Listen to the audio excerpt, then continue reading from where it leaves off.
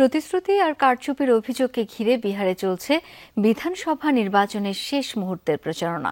কংগ্রেস সহ বিরোধী দলগুলোর অভিযোগ, মহারাষ্ট্র ও মধ্যপ্রদেশের মতো বিহারেও ভোট চুরি করে ক্ষমতায় আসতে চায় বিজেপি।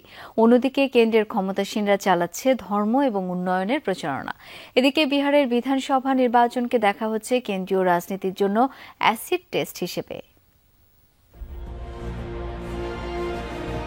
চলছে শেষ মুহূর্তের প্রচারণা, তাই সর্বোচ্চ উজাড় করে দিয়েই দল আর প্রার্থীদের পক্ষে চলছে ক্যাম্পেইন। বিহারে বিধানসভা নির্বাচন ৬ তারিখ। শেষ মুহূর্তের প্রচারণায় তাই অংশ নিয়েছেন প্রধানমন্ত্রী নরেন্দ্র মোদী। পাটনা সহ রাজ্যের গুরুত্বপূর্ণ জেলাগুলোতে চলছে জনসভা।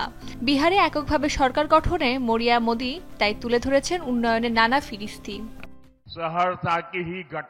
বিহারের জনগণের জন্য শিক্ষা, স্বাস্থ্য এবং সেচ ক্ষেত্রে পর্যাপ্ত সুযোগ নিশ্চিত করতে এনডিএ প্রতিশ্রুতিবদ্ধ।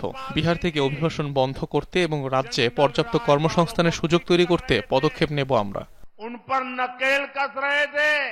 অন্যদিকে কংগ্রেসের সাথে জোট গঠন করেছেন আরজেডি সহ অন্যান্য স্থানীয় দলগুলো। আরজেডি নেতা তেজস্বী যাদব এবং কংগ্রেস নেতা রাহুল গান্ধীর নেতৃত্বে চলছে প্রচারণা।